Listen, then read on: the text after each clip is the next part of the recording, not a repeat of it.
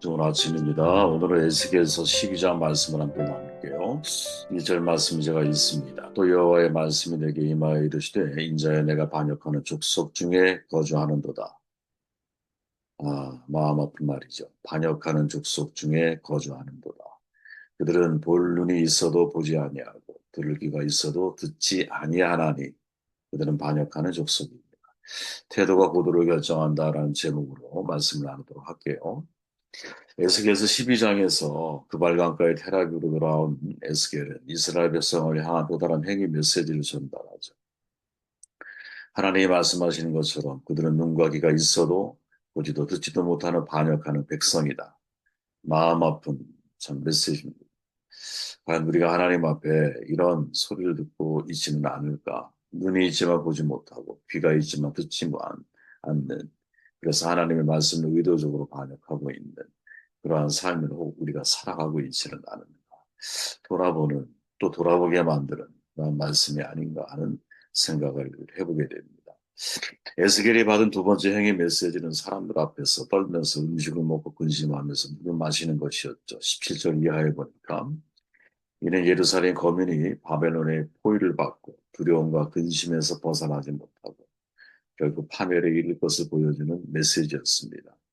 두 번째 행위 메시지에 대한 이스라엘 백성들이 반응이 재밌는데 선지자의 말은 하나도 이루어지는 것이 없으며 언젠가 이루어진다 해도 먼 훗날의 이야기다라고 치부하고 있습니다. 22절, 27절에 보니까 이에 대해서 하나님께서는 다시는 이런 말 하지 못하도록 예언은 반드시 필히 속히 이루어질 것을 23절, 25절에서 말씀하고 있죠. 결국 이 내용이 우리에게 전달하는 중요한 교훈 가운데 하나가 우리가 하나님 말씀에 대해서 어떠한 태도를 가지고 있는 하나님 말씀을 가볍게 대하는 태도 배후에는 거짓 선지자들의 영향이 있었죠. 거짓 선지자들이 계속해서 잘못된 메시지를 전하고 있었기 때문에 백성들은 눈이 있지만 보지 못하고 귀가 있지만 듣지 못하고 거짓된, 즉 내 마음이 원하는, 내가 듣기 원하는, 내가 보기 원하는 쪽의 이야기를 하고 있는 사람들을 향해서 나는 이제 이끌림을 받는, 그러다 보니 하나님을 반역하는 자리에 서게 되는 거죠. 저는 이런 패턴들은 여러분 오랜 역사를 통해서 지금까지도 계속 반복되어져 가고 있는 어떤 신앙인의 모습이 아니겠는가. 지면교사로서 우리에게 정말 정확한 메시지를 전달하는 그러한 사역자들이 있다면 반면교사로서 거짓된 메시지를 전달하고 눈을 가리고 귀를 먹게 만드는, 그래서 하나님 말씀 반역하게 만드는 이 반역이라고 하는 이 삶의 태도가 이스라엘 백성들이 실패하게 만든 아주 중요한 태도였다라는 거죠. 저는 굉장히 이 태도에 대해 중요하게 여기는 개인적으로도 살아보니까 그런 경험을 많이 하게 돼요. 유명한 말이죠. 태도가 고도를 결정한다. 태도, 인생을 살아가는 데 있어 특별히 성공적인 결과를 만들어가는 데 있어서는 매우 중요한 요소가 하나입니다. 태도에 관한 책을 제가 많이 이제 자주 접하는 편인데 미국의 사회학자 커밍 워크라고 하는 사람은 사람의 성공 요인은 네 가지로 꼽잖아요. 머리, 지식, 기술, 태도예요. 근데 그 중에서 93% 이상 결정적인 영향을 주는 게 뭐냐? 그게 바로 태도라고 말하죠. 브라이언 트레이시 들어봤을 거예요, 여러분. 한 번 강연하면 2억 7천만 원 정도를 받아요. 어마어마한 사람입니다. 동기부여자이자 성취심리라고 하는 책에서 태도가 성공의 85%를 좌우한다. 이렇게 말하죠. 성공 공식을 그는 써요. 선천적 특성 플러스 후천적 습득한 특성. 무슨 말인지 알죠? 태어날 때부터 가지고 있던 거, 이후에 개발된 거, 곱하기 태도가 개인적 성과다. 이렇게 말을 해요. 그러니까 예를 들어 선천적으로 내가 가진 게 부족해. 후천적으로 습득한 것도 별로 많지가 않아. 근데 거기에 태도가 아주 높아.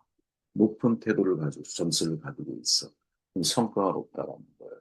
반대로 내가 선천적으로 가진 게 많아. 후천적으로도 많이 개발돼 있어. 그러니까 우리로 얘기하면 정말 똑똑하고 실력 있는 사람이죠. 근데 태도가 점수가 낮아. 그럼 개인적 성과가 낮아진다라는 거예요. 여러분 틀린 말일까요? 저는 굉장히 통찰력 있는 지적이라고 생각하거든요. 아주 스펙과 모든 게 훌륭해요. 가진 것도 많아. 타고난 능력도 있어. 태도가 나빠. 그 사람은 개인적인 성취를 잘 이루지 못한다는 거죠. 반면에 가진 건 별로 없어. 흙수저야.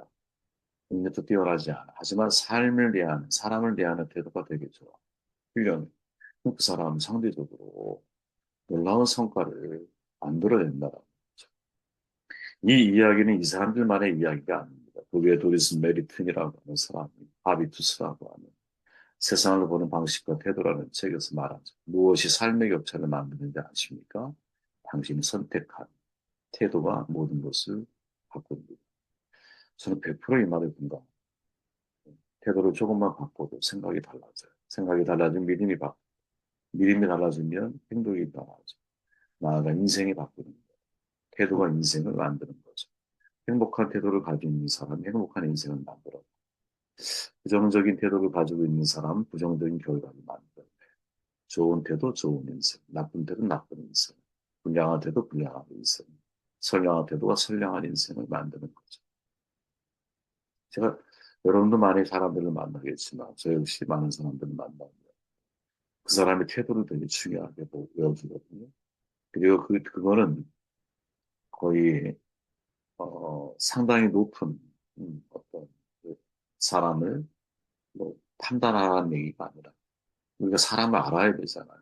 그 사람이 가지고 있는 태도의 지향성을 보고 그분의 인생을 보면 거의 결과가 같다. 거의. 윌리엄 제임스라고 하는 미국 의사 철학자 심리학자죠. 우리 세대의 가장 위대한 발명이 뭐냐? 인간은 자신의 태도를 바꿈으로 인생을 바꿀 수 있다라는 겁니다. 이런 아포리즘 같은 경우는 여러분 우리의 마음속에 새겨야 된다고 생각하거든요. 유명한 책이죠. 태도의 경쟁력. 제가 여러 차례 여러분들에게 말씀드린 적이 있는데 기회 되면 꼭 읽어보세요. 태도 자체가 경쟁력을 가지고 있어요. 내가 성공적인 삶을 살아내려면 좋은 태도를 선택하고 나쁜 태도를 좋은 태도로 전환해야 합니다. 정말 중요한 말 아니겠습니까? 긍정심리학의 창시자이죠. 마틴 셀리그먼이 메트로폴리탄의 생명보험 회사로부터 부탁을 하나 받았는데 유능한 세일즈맨을 선발하는 방법을 찾아달라는 거예요. 다 분석을 해봤어. 분석을. 근데 많은 사람이 1년 내에 회사를 그만두고 4년이 지나면 80% 중도 하차를 해. 근데 그거로 인해 발생하는 비용이 7,500만 달러야. 근데 한 차례 봤더니 성공한 사람, 실패한 사람의 결정적인 차이가 있었어요. 그게 바로 태도였다. 제가 왜 이렇게 태도에 대해서 다양한 각도의 다양한 사람들의 이야기를 여러분들에게 소개해드리느냐. 이 태도가 인생의 가치를 진짜 바꾸기 때문에 존 맥스웰의 말이죠. 존 맥스웰은 여러분 잘 아지만 목사이기도 하잖아요. 현재의 삶은 지금까지의 태도에 의해 만들어진 것입니다. 앞으로의 삶은 지금의 태도에서부터 만들어져 가고 있죠. 그리고 그가 한 말이 attitude, 태도가 altitude, 고도를 결정한다. 이렇게 말하는 거예요. 여러분 이 말이 틀리다고 생각하십니까? 저는 이 말을 그대로 우리가 하나님 앞에 적용할 수 있다고 보거든요. 그럼 우리가 말하는 태도는 뭐냐? 하나님 말씀에 대한 태도. 어제 우리가 성령의 소멸에 대해서 그 소멸과 예언을 멸시하지 말아라. 가볍게 여기지 말아라. 라는 말씀은 같이 일맥하는 말씀이다라고 말씀드렸죠. 왜? 성령 그리스도의 영은 우리를 떠나시지 않죠. 이미 하나님의 언약, 약속으로다가 이렇게 그냥 성경에 박아놨어요. 글로다 문서화해놨어요. 그럼 우리의 남은 과제는 뭐냐? 하나님의 함께 하심을 부재로 만들 거냐? 아니면 하나님의 함께 하심을 임재로 바꿀 거냐? 그 하나님의 함께 하심을 임재로 만들어가는 사람의 독특한 특징 가운데 하나는 하나님의 말씀을 가볍게 여기지 않는다. 네, 가볍게 여기지 않는다. 그 말씀에 대한 나의 태도가 나의 신앙의 고도를 결정한다라는 거죠. 여러분은 말씀에 대해서 어떤 태도를 가지고 계십니까? 진짜 그 말씀이 사실될 거라는 사실을 믿고 말씀 한 구절이라도 내 삶의 밑줄을 그어가면서 나를 바꿔나가고 성찰하는 하나님의 계시로 그 말씀을 내가 받아들이고 있는 거죠. 야고보가 끊임없이 말하는 것처럼 아는 것이 행함으로 발전할 때 내 신앙이 온전해지는 거예요. 그래서 가르침은 지키게 하는 것까지 가르쳐 지키게 하고 행함을 강조합니다.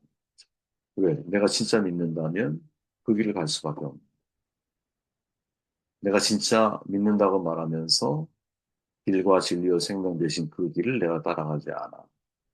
그럼 그 믿음은 여러분 머리의 돈인 거죠. 그죠? 내가 신뢰하는 자리에까지 더 나아가 내가 그 믿음을 행하는 행함의 자리. 그러니까 아는 것이 내 안에서 온전해지는 자리에까지. 알기 때문에 뛰어든 거야. 알기 때문에 걸어가는 거야. 알기 때문에 나는 달려가고, 알기 때문에 사명을 찾고, 알기 때문에 사명중심의 인생을 내가 살아가는 거거든요. 근데 그 자리까지 내가 가지를 않아. 그러면 여러분 내가 말씀에 대한 나의 태도는 이스라엘 백성과 다를 게 뭐예요? 이스라엘 백성과 다를 게 없잖아. 눈은 있지만 보지 못하고, 귀는 있지만 듣지를 않아. 반역하는 족속이야.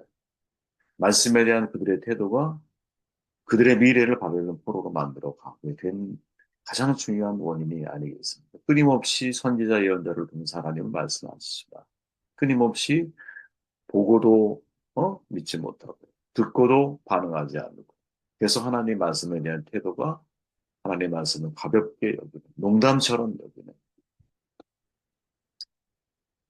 성경에 대한 여러분 태도가 어떻습니까? 말씀에 대한 여러분의 태도가 과연 어떻습니까?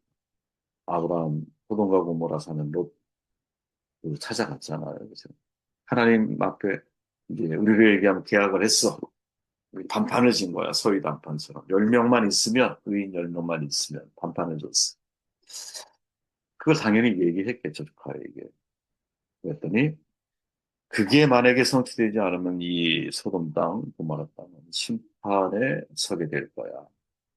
롯이 자기 사위들에게 아마 얘기를 했겠죠. 사위가 또 다른 아들 안 되겠어요. 근데 성경이 뭐라고 말합니까? 그의 사위들은 농담으로 여겼더라. 그래서 그들은 멸망한 거죠. 하나님의 말씀을 농담으로 여겼다. 이게 그들이 하나님의 말씀을 대하는 태도인 거죠. 세상의 무신론자나 아니면 더 적극적인 무신론자가 아니라 무신론 신자 아니에요. 신이 없다고 믿는 거니까 믿음이 있는 거야. 하나님을 반역하는 적극적으로 하나님 없다고 주장하는 눈 가리고 앙호하는 거죠. 이 우주라고 하는 어마어마한 것에 먼지만도 못한 지구 안에서 그 잘난 AI라고 하는 인공지능을 담대 세우면서 마치 하나님을 내가 통달하고 꿰뚫고 있는 것처럼 정말 지적인 교만함 가운데 지적인 교만함이 극치죠, 극치. 인간의 뇌를 뛰어넘는다고 말하고 있으니, 그지?